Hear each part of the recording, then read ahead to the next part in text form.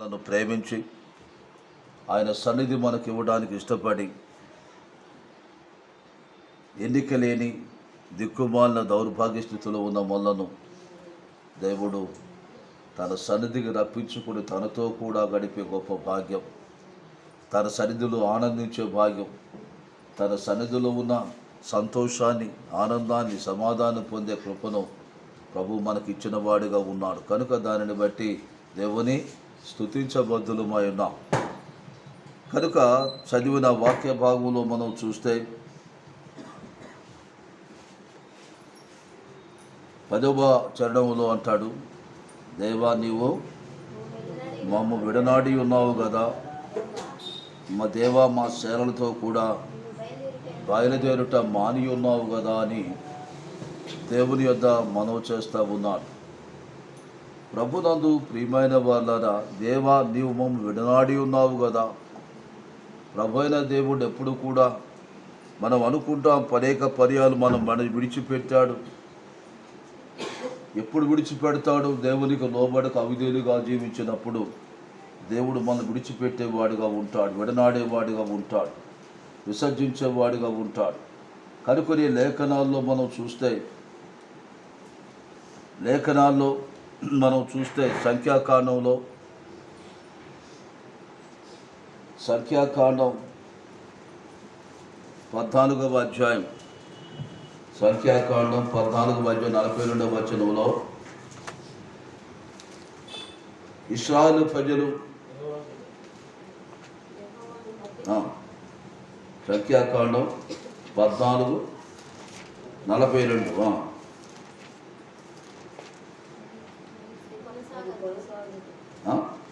చదువు. యెహోవా మీ మధ్యను లేడు గనుక మీ శత్రువు ఎదురు హతము చేయబడుదురు. మీరు సాగిపోకుడి, ఎలయనగా అమాలేకీయులు కనానీయులు మీకంటే ముందుగా అక్కడికి చేరి ఉన్నారు. మీరు ఖడ్గము చేత కూలుదురు. మీరు యెహోవాను అనుసరించడం మానితిరి గనుక యెహోవా మీకు తోడై ఉండడని చెప్పాను.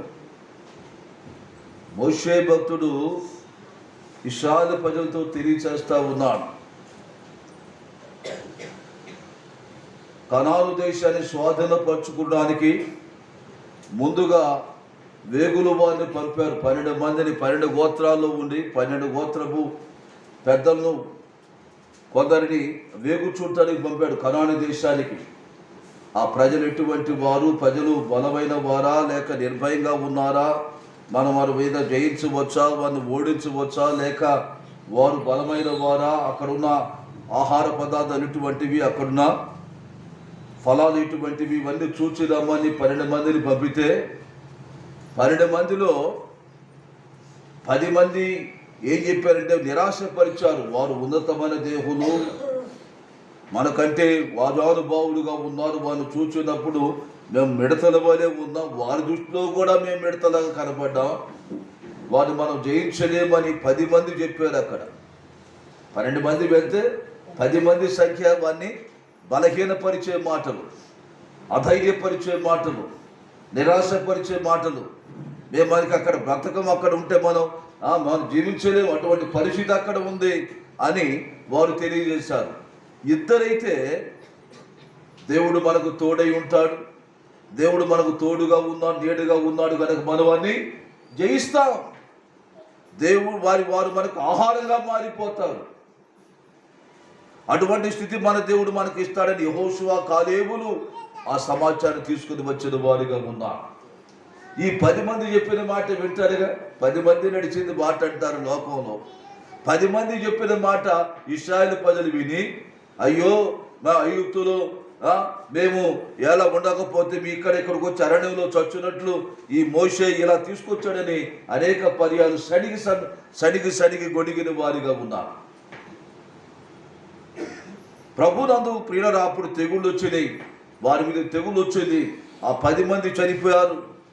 తెగులు వచ్చి అనేక వందల మంది, వేల మంది చనిపోయారు. అప్పుడు ఆ చనిపోయినప్పుడు ఇక్కడ అంటాడు, తిరిగి మళ్ళా దేవునిపై వారి మీదకి వచ్చేదాకా మేము యుద్ధానికి వెళ్తామయ్యా.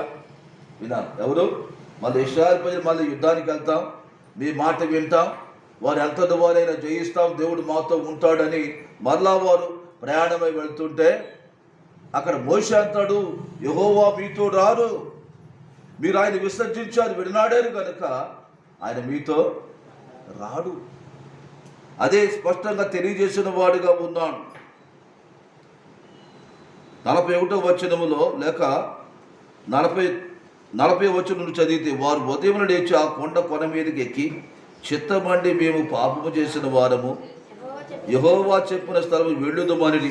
అప్పుడు మోషే, అది ఎలా మీరు యెహోవా మాట మీరుచున్నారేమి, అది కొనసాగదు, మేము వెళ్ళి యెహోవా చెప్పినట్లు వెళ్తామయ్యా, దాన్ని స్వాధీనపరుచుకుంటాం. వినాలా, దేవుడు ఎవరు లేరు, దేవుడు చెప్పినప్పుడేమో సణిగారు గొణిగారు, దేవుడు వెళ్ళమన్నప్పుడు ఏం చేశారు, సణిగారు గొణిగారు.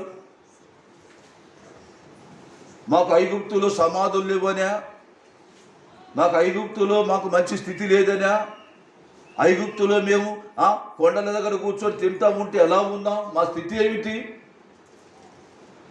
ఇక్కడ తీసుకొచ్చి వీరి మధ్య మమ్ము నశింపజేయటని తీసుకొని వచ్చారని సనిగి కొనికిన వారిగా ఉన్నాం. అనేకమైన తెగుళ్ళు ద్వారా అనేకులు చనిపోయిన తర్వాత ఇప్పుడు మేము వెళ్తాం ఇప్పుడు అంటారు వారు, ఇప్పుడు మేము బయలుదేరి వెళ్తామంటే అక్కడ మోషే అంటున్నాడు, అది ఎలా మీరు యెహోవా మాట మీరుచున్నారేమి, వెళ్ళమన్నప్పుడేమో వెళ్ళలేదు, వద్దన్నప్పుడు దేవుడు లేకుండా నీవు వెళితే నీవు జయించలేవు. అదే ఇక్కడ దావీదు కూడా, అయా దేవా నీవు మమ్ము విడనాడి ఉన్నావేమి, మీరు దేవుని విసర్జించి విడనాడి జీవించేవారుగా ఉంటే దేవుడు ఎప్పుడు విడిచిపెడతాడు అంటే మనము ఆయన మాట విననప్పుడు. పొమ్మన్నప్పుడు పోలేదు, ఇప్పుడు పోతే ఎలా ఉంది వాడి పరిస్థితి చూస్తే అక్కడ మరోసారి చదువుతున్నాం చూడండి, అది ఎలా మీరు యెహోవా మాట మీరుచున్నారేమి, అది కొనసాగదు, యెహోవా మీ మధ్యలో లేడు గనుక నీ శత్రువుల ఎదుట హతము చేయబడుదురు, నేను సాగిపోకుడి. యెహోవా మీ మధ్య లేడు, మా యుద్ధానికి వెళ్ళడానికి సిద్ధమైన వారుగా ఉన్నారు. దేవుడు లేకుండా యుద్ధానికి వెళితే, దేవుని తోడు లేకుండా యుద్ధానికి వెళితే ఎలా ఉంటుంది, వారు దేవుని మాట మీరారు, దేవుని విసర్జించారంట వారు. మా సేనలతో కూడా నీవు బయలుదేరడం మాని ఉన్నావు, నీవు మాట వినకుండా లోబడకుండా అవిధేయుడిగా జీవించి దేవుడు మాతో రావాలని దేవుడు వస్తాడా?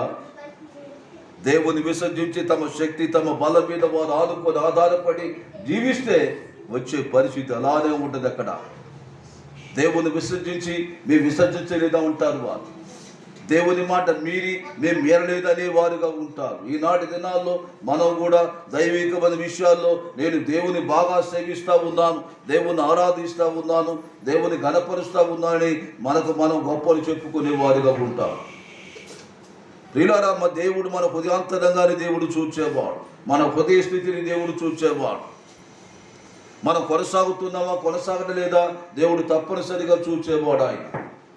కనుకనే వీరి జీవితాల్లో చూస్తే ఇక్కడ ప్రభు అయిన దేవుడు తెలియజేస్తూ ఉన్నాడు, యెహోవా మీ మధ్య లేడు కనుక ఏమవుతారు, శత్రులేదో హతము చేయబడి మీరు సాగిపోకూడదు. ఎవరైనగా అమాలేకీయులు కనానీయులు మీకంటే ముందుగా అక్కడికి చేరి ఉన్నారు. దేవుడు మేము ముందు చేర్చి మీరు గమ్యస్థానం చేర్చని దేవుడు ఇష్టపడిన వారిగా ఉంటే చెప్పిన సమయంలో మీరు వెళ్లకుండా మీరు ఆగిపోయిన వారిగా ఉన్నారు, అది కొనసాగదు. మీకంటే వారు ఎవరు, శత్రులు మీకంటే ముందుగా అక్కడికి వచ్చిన వారిగా ఉన్నారు. ప్రియమైన వాళ్ళ దేవుని మాట విని లోబడి జీవించే వారిగా ఉంటే, దేవుడు చెప్పిన సమయంలో ఆయన చెప్పినది మనం కొనసాగే వారిగా ఉంటే దేవుడు మనకు తోడై ఉంటాడు. దేవుని నీడ, దేవుని కాపుదల, దేవుని భద్రత దేవుడు మనకు ఇచ్చేవాడుగా ఉంటాడు. ఆయన మాట వినడప్పుడు దేవుడు మనం విడిచిపెట్టేవారుగా ఉంటాం. మేము మాము విడనాడి ఉన్నావేమి, నీవు దేవుని చెప్పిన మాట వినకుండా లోబడకుండా అవిధేయుడిగా జీవిస్తే దేవుడు నీతో ఉంటాడా? అవిధేయుడిగా జీవించి దేవుడు నాతో లేడంటే చెప్పిన మాట వినకపోతే ఎంత చెప్పినా వినకపోతే దేవుడు ఏం చేస్తాడు? దేవుడు ఎంతగానో ఎన్నో పర్యాలు ఐగుప్తు దేశం నుండే దేవుడు విడిపించిన వాడిగా ఉంటే, సముద్రం చీల్చి నడిపించిన వాడిగా ఉంటే, సముద్రంలో వాడిని ముంచివేసిన వాడిగా ఉంటే, అని ఇన్ని అద్భుత శక్తిగల కార్యం ఏ లోకంలో ఎక్కడ జరగలేని కార్యాలు దేవుడు వారి మధ్య జరిగిస్తే, ఇన్ని చూచి కూడా దేవుని శక్తిని సామర్థ్యాన్ని శంకించుట, విశ్వాసం లేకపోవుట, నమ్మిక లేకపోతే ఎంత భయంకరం. మన జీవితాల్లో కూడా అనేకమైన మేలు ఉపకారాలు దేవుని ద్వారా పొంది నా అనుభవాలు మన జీవితంలో ఉన్నాయి. ఏదో ఒక దినాన ఎవరో చెప్పిన మాట విని మన భయం, ఆందోళన, భీతి చెంది అనుసరించడం మానితే, గమనించడం మాని సరైన రీతిగా ప్రభువులో కొనసాగకుండా మన జీవితాలు ఉంటే ఎంత నష్టపోతామో తెలుసా? శత్రువు నేను అక్కడ తెలియజేస్తాడు, మీరు అక్కడికి వెళ్ళండి, మీరు వెళ్ళండి, సాగిపోవడం దేవుడు చెప్తే అందరూ సడిగి గొనిగి తిరుగుబాటు చేసి మోషే మీద, అహరోను మీద ఆ ఇద్దరు మనుషులు రాళ్ళు కొట్టి చంపదలిసిన వారిగా ఉన్నారు. అటువంటి పరిస్థితుల్లో దేవుని మహిమ వారి మీద కనబడింది. అక్కడ మంచి సమాచారం తెచ్చిన వారు రాళ్ళు రువి చంపబోయారు. వారు ప్రభునందు ప్రియమైన వాళ్ళారా, ఇక్కడ చూడండి లేఖనాలు అక్కడ 14వ అధ్యాయంలో మొదటి వచనం, అప్పుడు ఆ సమాజం ఎలుగెత్తి కేకలు వేశారు, పగలు ప్రజలు ఆ రాత్రి ఎలుగెత్తి ఏడ్చేది. మరియు ఇశ్రాయేలందరూ మోషే అహరోనుల పని సనుక్కొని ఆ అయ్యో ఐగుప్తులో మేమే అలా చావలేదు, ఈ అరణ్యమందు మేమే అలా చావలేదు, మేము కత్తివాత పడినట్టు యెహోవా మమ్మను ఈ దేశం ఏల తీసుకొని వచ్చాను, మా భార్యలు మా పిల్లలు కొలబోదులు తిరిగి ఐగుప్తును వెళ్ళడం మాకు మేలు కాదా అని వారితో అనిది. ఎన్ని కార్యాలు చూచారు వారు, ఎన్ని అద్భుతాలు వారు చూచారు, ఎంతవంటి శక్తిగల కార్యాలు వారు చూచినా వారు మాటలు వినండి. ఎందుకంటే వారు చెప్పిన మాట చూడండి, ఇక్కడ 31వ వచనం, 13:31 అయితే అతనితో కూడా పోయిన మనుషులు ఆ జనులు మనకంటే బలవంతులు, మనం వారి మీదకి పోజాలమని, మరియు వారు తాము సంచరించి చూచిన దేశమును గురించి ఇషాకు చెడ్డ సమాచారము చెప్పి, మేము సంచరించి చూచిన దేశము తన నివాసులు భక్షించు దేశము, దానిలో మాకు కనబడిన జనులందరూ ఉన్నత దేవులు, అక్కడ నెఫీరుల సంబంధులైన అనాకుంశము నెఫీరులను చూచితిమి, మా దృష్టికి మేము మిడతల వలె ఉంటిమి, వారి దృష్టికి మేము అలా ఉన్నాం, మా దృష్టికి కూడా మేము అలానే ఉన్నాం అని ఏపటి చెడ్డ సమాజం ఎప్పుడు సమాజం అంతా ఎలుగెత్తి ఏడుస్తూ ఉన్నారు. భయం, ఆందోళన, భీతి కలిగించారు. కరోనా అంటే ముందు కరోనా వ్యాధికి చచ్చిపోలా, అంతేనా? కరోనా వ్యాధికి చచ్చిపోయిన కొంతమంది భయానికి చచ్చిపోయిన వాళ్ళు ఉన్నారు. భయం అసలు ఏ తగ్గదిక. భయపడితే ఇప్పుడు భయపడింది అనుకో, ఇంట్లో ఉన్నవారు, ఇప్పుడు భయం ఉన్నవాడికి ఇంట్లో ఉన్న భయం, బయటలో ఉన్న భయం, ఎక్కడున్నా వాడి భయం, ఆందోళన చెందుతూ ఉంటారు. భయానికి ఎంతోమంది చనిపోయారు. ఈ భయపెట్టేసరికి వారు అంటారు, మాకు ఐగుప్తులో సమాధులు లేవా, మాకు ఎందుకు ఇక్కడ తీసుకుని వచ్చావు? ప్రభునందు ప్రియులారా, ప్రభు అయిన దేవుడు వారిలో ఉండి వారిని నడిపించడానికి ఇష్టపడిన వాడిగా ఉన్నాడు. 10 రకాల తెగుళ్ళు ఐగుప్తీయులకు పంపి, ఏ తెగులు వీరికి రాకుండా, ఏ బాధ వీరికి రాకుండా, వారు చెప్పులు వారు తెగిపోకుండా, వారు బట్టలు మాయకుండా, ఎంత చక్కగా దేవుడు వారిని నడిపించాడు. ఇవన్నీ కూడా దేవుడు జరిగించిన అద్భుత ఆశ్చర్యకాలను చూచి కూడా దేవుని శక్తిని శంకించి, దేవుని బలాన్ని చెక్కించి, దేవుని తోడు నీడగా ఉండి దేవుడు నడిపిస్తాడని వారు ఎంత ధైర్యంగా రావలసిన వారు. చూడండి అక్కడ చూడండి లేఖనాల్లో మరోసారి అక్కడ చూస్తే 6వ వచనం చూడండి. అప్పుడు దేశమును సంచరించి చూచిన వారిలో ఉండిన నూను కుమారుడు యెహోషువయు యెఫున్నె కుమారుడు కాలేబు బట్టలు చింపుకొని విశాల సమాజముతో మేము సంచరించి చూచిన దేశము మిక్కిలి మంచి దేశము. యెహోవా మన యందు ఆనందించిన ఎడల ఆ దేశములో మనను చేర్చి దాన్ని మనకిచ్చును. అది పాలు తేనెలు ప్రవహించు దేశము. మెట్టుకు మీరు యెహోవా మీద తిరుగుబడకూడి ఆ దేశ ప్రజలకు భయపడకూడి. వారు మనకు ఆహారమగుదురు, వారి నీడ వారి మీద తొలగిపోయెను. యెహోవా మనకు తోడై ఉన్నాడు, వారికి భయపడకూడని ఆ సర్వ సమాజము వారిని రాళ్లతో కొట్టి చంపవన్ననగా ప్రత్యక్షపు గుడారములో యెహోవా మహిమ ఇశ్రాయేలుకందరికీ కనబడెను. ప్రైతలాడ్ తప్పకుండా కూడా దేవుడు మహిమ. మంచి సమాచారం తెచ్చిన వారిని రాళ్ళురుగు చంపబోయారు. పాలు తేనెలు ప్రవహించే దేశానికి నడిపించడానికి దేవుడు ఇష్టపడి దేవుడే దిగి వచ్చి వారు నడిపిస్తూ ఉంటే మేము వెళ్ళలేము. అక్కడ వారు బలవంతులు, వారు శక్తిమంతులు, సామర్థ్యం కలిగిన వారిని మనం జయించలేము. మరి ఈ లోకం నుండి పరలోకం చేర్చబడడానికి కూడా మన స్థితి ఎలా ఉంటుందో తెలుసు. అనేక శ్రమలు అనుభవించి మనము దేవుని రాజ్యంలో ప్రవేశించాలంట. దేవుని రాజ్యం కావాలనుకోండి, శ్రమ లేకుండా, బాధ లేకుండా, కష్టం లేకుండా, నష్టపడకుండా, ఇబ్బంది లేకుండా ఎక్కడికి నేను పరలోకి వెళ్ళాలనుకుంటాడు మనిషి. ఏ బాధ బందీలు లేకుండా అనుకున్నవన్నీ జరిగి ఆశించినవన్నీ పొందుకుంటూ, ఆశించినవన్నీ అనుకున్నవన్నీ జరుగుతూ ఉంటే ఉత్సాహంగా ఉల్లాసంగా ప్రవేశించడం కాదు. ప్రభువైన యేసుక్రీస్తు వారు చదివించారు. ఆయన ఇరుకు ద్వారమున ప్రవేశించ పోరాడుడి. ఎలా ఉండాలా? ఇరుకు మార్గమున ప్రవేశించ పోరాడుడి. ప్రభు ఏం చేస్తారు? ఇరుకులో విశాలత. ఇప్పుడు ఇరుగ్గానే ఉంటుంది.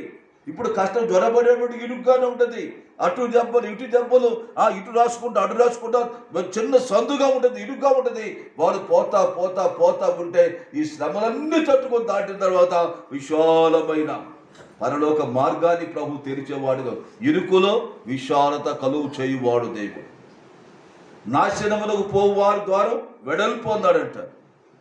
దాని ద్వారా పోవారు అనేకులు. నాశన పోవు ద్వారా ఎలా ఉంటుంది? విశాలం ఉంటుంది. ఏ బాధ, ఏ ఇబ్బంది ఉండదు. అక్రమం, అన్యాయం, మోసం, దాగా ఏం చేసినా కూడా బాగా వెళ్ళిపోతారు. అక్కడ పోయిన తర్వాత ఉంటుంది ఇరుకు. ఎక్కడ? ఇక్కడ విశాలంగా ఉంటుంది, అక్కడ ఇరుకు. అక్కడ బాధ, అక్కడ వేదన, అక్కడ రోదన, అక్కడ కన్నీరు, అక్కడ పళ్ళు కొనుగుట. కానీ పరలోకంలో ప్రభు దగ్గర మనం వెళ్ళాలంటే ఇప్పుడు ఇరుగ్గానే ఉంటుంది. పాలు తేనెలు ప్రవహించే దేశం, కొండలు లోయలు గల దేశం అంటది. ఆకాశ వర్ష జలం తాగుద్దంటది. అది యెహోవా లక్ష్యపెట్టు దేశం. అది ఆ దేశం ఎలా ఉంటుందంటే మంచి సమృద్ధి కలిగిన దేశం. అది దానికి వెళ్ళాలంటేనే కష్టం రాకూడదంట, ఏ బాధ రాకూడదు, యుద్ధం చేయకూడదు. ఏమి కావాలా? ఓడక తీసుకెళ్ళి దేవుడు అక్కడ పెడితే వారు బాగా తిని సుఖించేవారిగా ఉంటారు. మా వినాల ప్రభునందు ప్రియమైన వాళ్ళరా, ఇక్కడ చూడండి, వారు ఎంత స్పష్టంగా తెలియజేసేవారుగా ఉన్నారు. మేమేలా చావకపోతేవి ఇలా తిరుగుబాటు చేసేవి. దేవుడు ఏం చేశాడు చూడండి, 11వ వచనం. యెహోవా ఎన్నాళ్ళ వరకు ఈ ప్రజలు నన్ను అలక్ష్యం చేయదు. ఎన్నాళ్ళ వరకు నేను వారి మధ్యను చేసిన సూచికలన్నీ చూచి నన్ను నమ్మకయుందురు. నేను వారికి స్వాస్థ్యమీయక తెరుగులు చేత వారిని హతము చేసి ఈ జనము కంటే మహాబలము గల గొప్ప జనము నీ వల్ల పుట్టించని మోషేతో చెప్పగా, మోషే యెహోవా అలాగైతే ఐగుప్తులు దాని గురించి విందురు. నీవు నీ బలము చేత ఈ జనమును ఐగుప్తులో నుండి రప్పించితివి కదా. వీరు ఈ దేశ నివాసులతో ఈ సంగతి చెప్పియుందురు. యెహోవాను నీవు ఈ ప్రజల మధ్య ఉన్నావని, యెహోవాను నీవు ముఖాముఖ కనబడిన వాడమని, నీ మేఘము వారి మీద నిలుచుచున్నదని, నీవు పగలు మేఘస్తంభము రాత్రి అగ్నిస్తంభములోను వారి ముందర నడుచుచున్నామని వారు విరియున్నారు కదా. ఒక్క దెబ్బతో ఈ జనం చంపి నీళ్ళకి ఈ కీర్తిని గురించి వినిన జనములు ప్రమాణపూర్వకముగా తాను ఈ జనులకిచ్చిన దేశమందు అని చేర్చుటకు శక్తి లేక అరణ్యములో సంబంధించిన చెప్పుకుందురయ్యా. దేవుడితో మాట్లాడుతున్నాను. నువ్వు మోషే తప్పుకో, ఒక్క క్షణములో నాశనం. వినాలా, ఎంతగా కోపం పుట్టించి దేవునికి అంతగా వారి క్రియల ద్వారా, వారి ఆలోచన, వారి తలంపుల ద్వారా దేవుని మనసు నొప్పించి గాయపరిచిన అనుభవం.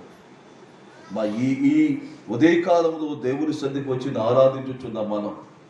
మనం ఎలా ఉంటున్నాం, మన స్థితి ఎలా ఉంది, సంపూర్ణంగా ప్రభు చిత్తం నెరవేర్చుతున్నామా లేదా, దేవుని చిత్తానుసారం కొనసాగుతున్నామా లేదా, దేవుడు సంతోషించే విధంగా మన హృదయ స్థితి ఉన్నదా లేదా.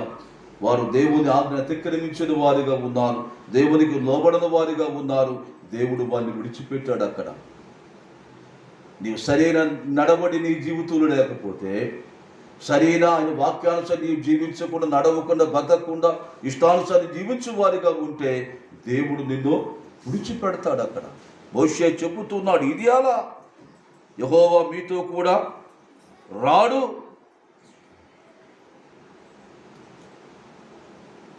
కనుక అక్కడ చూస్తే ఈ 14వ అధ్యాయం 42వ వచనం, అది యెహోవా మీ మధ్యలో లేడు కనుక మీ శత్రువుల ఎదుట హతము చేయబడదు. దేవుని మాట విననందువలన దేవుడు వారిని విడిచిపెట్టిన వాడిగా ఉన్నా. వినాలా, ప్రభునందు ప్రియులారా, ప్రభు అయిన దేవుడు స్పష్టంగా తెలియజేస్తా ఉన్నాడు. దేవుని మాట వినక, లోబడక, అవిధేయులుగా జీవించితే దేవుడు విడిచిపెడతాడు. ఇది ప్రాముఖ్యమైన విషయం. వాక్యానికి అవిధేయులుగా మనం జీవిస్తూ లోక సంబంధమైన కార్యక్రమాల మీదేమో దృష్టి పెడతాం, వాటి మీద మనం దృష్టి పెట్టేవారిగా ఉంటాం. ఎందుకంటే కన్ను ఆశించిందల్లా చూడటానికి ప్రయత్నం చేసే వారిగా ఉంటాం. వినటానికి ఇంపుగా ఉన్న మాటలు వినటానికి చెవులు తెరిచేవారిగా ఉంటాం. కంటికి ఇంపైన దాన్ని చూడటానికి కన్నులు తెరిచేవారిగా ఉంటాం. మాట్లాడడానికి ఇంపుగా ఉన్న వాటితో వచ్చి మాట్లాడడానికి మనం ప్రయత్నం చేసేవారిగా, మనం ఆశించిన వాటిని పొందడానికి పరిగెత్తడానికి కాళ్ళు చేతులు వినియోగించేవారిగా ఉంటాం. ఉదయం కూడా అటువంటి వాటి మీద దృష్టి పెట్టేవారిగా ఉంటాం. కానీ ప్రియులారా, దేవునికి స్థానం లేకుండా చేస్తాం. మాట, ప్రవర్తన, తీరు, నడవడి ద్వారా దేవుడు నన్ను అసహించుకునే విధంగా మనం ప్రవర్తించి దేవుని దూరం చేసుకుంటా ఉంటాం. అప్పుడే దేవుడేమో దూరం అవుతాడు, అపవాది నీకు దగ్గర అవుతాడు. అపవాది నీలోచొచ్చి ఏం చేసేవాడిగా, నిన్ను పతనం చేసేవాడిగా ఉంటాడు. తరిమి వారు ముందే ప్రవేశించే యెహోవా మీతో లేడు కనుకనే ఎవరు వచ్చారు, మీకంటే ముందుగా అమాలేకులకు అక్కడికి వచ్చిన వారిగా ఉన్నా. దేవుని తోడు కలిగి వెళ్ళవలసిన మీరు దేవుని మాట వెనుక దేవుని కోపం పుట్టించి దేవుడు మేము విడిచే విధంగా మీ ప్రవర్తన ఉన్నది కనుక దేవుడు మేము విడిచిపెట్టాడు. దేవుడు మీతో రాడు కనుక మీరు వెళ్ళినా జయమొందరు. చూడండి, అక్కడ చూస్తే అక్కడ 43వ వచనం, ఏలయనగా అమాలేకులు కనానీయులు మీకంటే ముందుగా అక్కడికి చేరి ఉన్నారు. మీరు ఖడ్గము చేత కూరుదురు. మీరు యెహోవాను అనుసరించడం మానితిరి గనుక ఇక యెహోవా మీకు తోడై ఉండడు. యెహోవాను అనుసరించడం మానేరు. ఆయన కట్టడలు, ఆయన న్యాయవిధులు అనుసరించడం మీరు మానేరు కనుకనే దేవుడు మీకు అంతకుముందు తోడుగా ఉన్నవాడు, అంతకుముందు నీడగా ఉన్నప్పుడు కోటగా కొండగా ఉండి పగటి మేఘస్తంభంలో రాత్రి అగ్నిస్తంభంలో ఉండి నడిపించిన దేవుడు విడిచిపెట్టాడు. వినాలా, మన ప్రభువును ఆరాధించడానికి వచ్చాం. ప్రభు మనం విడిచి వెళ్ళకూడదు. ఎవరు? ప్రభు మనతో ఉండి మనలో ఉండి ప్రభు నడిపించే విధంగా మన ప్రవర్తన ఎలా ఉంది, మన నడవడి ఎలా ఉంది, దేవునికి ఇష్టంగా ఉన్నారా లేదా. వారు 10 మంది దేవునికి విరోధంగా వారు మాట్లాడారు. సర్వ సమాజం మీదకి కోపం తెప్పించారు.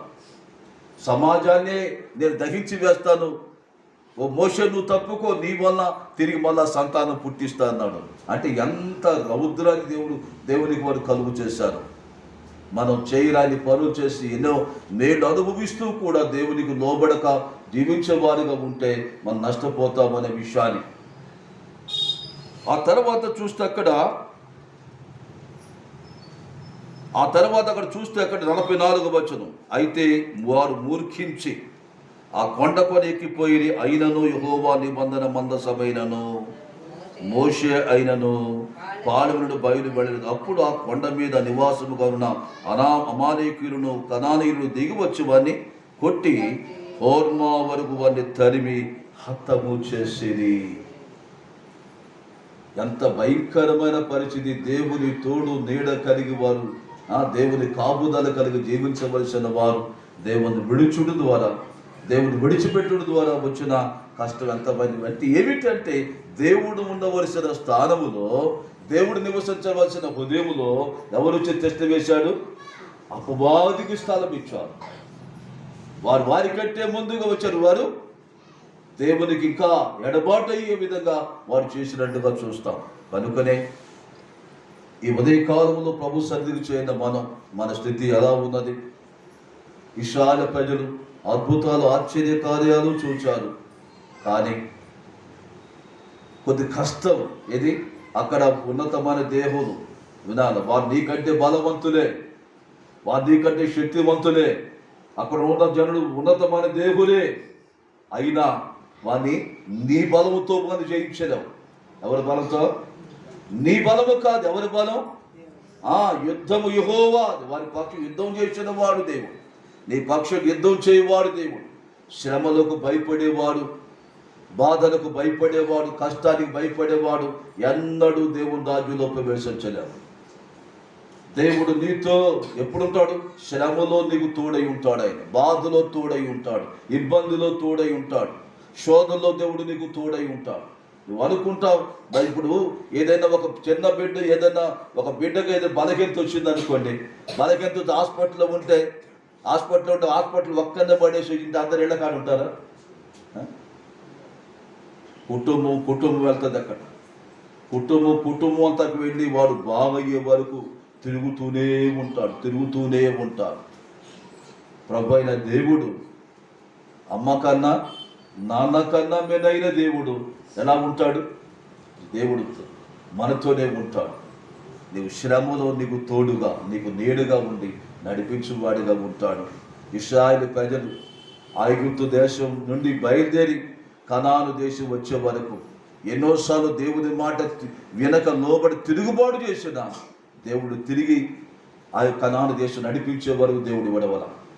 ప్రభువైన యేసుక్రీస్తు వారు కూడా నిన్ను నన్ను ఈ లోకం నుండి పరలోకం చేర్చే వరకు కూడా తన ప్రాణాన్ని చెరువులో ధారపోసి ప్రశస్త రక్తదారులు మనకొరు చెందించి తన రక్తాలు మనం కడిగి పవిత్రులుగా చేసి, ఎన్నిసార్లు తప్పిపోతున్నా, జారిపోతున్నా, పడిపోతున్నా, తిరుగుబాటు చేసే స్వభావాలు ఉన్నప్పటికీ కూడా దేవుని యొక్క అపారమైన కార్యక్రమం మన మీద ఉంచి తిరిగి మళ్ళా పరలోకం చేర్చబడే గొప్ప ఏర్పాటు ప్రభు చేశాడు. కనుకనే ప్రియమైన వాళ్ళ ఏ విషయంలో తప్పిపోయి ప్రభు మనం సమీపించబోతున్నాం, ఏ విషయం మాటలో తప్పామో, చూపులో తప్పిపోయామో, ప్రవర్తనలో, ఆలోచనలో ఉదయం దేవుని నుండి తొలగిపోయిందా వారిని కూడా సరి చేసుకొని దిద్దుకొని బలం సమీపించే వారిగా ఉందాం. ప్రభు అనే దేవుడు విడిచిపెడితే మన స్థితి అంత భయంకరంగా ఉండదు. ఒకసారి యోచన చేయాలి. దేవుడు అక్కడ వారితో కూడా లేకపోయేసరికి వారి తరిమినట్లుగా మనం చూస్తాం. అపవాది దేవునికి ఇంకా దూరం అయ్యే విధంగా వాడు తరిమేవాడిగా ఉంటాడు. అటువంటి దేవుని చేతిలో ఉండి అపవాది చేతులు చిక్కక దేవుని చేతుల్లో హస్తాల్లో దాచబడ్డ వారమై యెహోషువ కాలేబుల వలె నిండు మనసుతో దేవుని అనుసరించి దేవుని శక్తిని బలాన్ని పొందుతూ ఆ పరలోకం చేర్చబడే వరకు ఎక్కడ కూడా వెనుకంజ వేకు ముందుకు వెళ్ళే విధంగా ఇరుకు, ఇబ్బందులు, శోధన, బాధలు వచ్చిన నిత్య రాజ్యంలో ప్రవేశించే వరకు పరిపూర్ణమైన శక్తి బలంతో నింపబడి ముందుకు వెళ్ళే వారిగా ఉందాం. అటువంటి స్థితి కలుగు చేయడం దేవుడు కృప చూపును గాక. దేవుడి మాటలు దీవించును గాక. అందరు లేచి నిలబడదాం.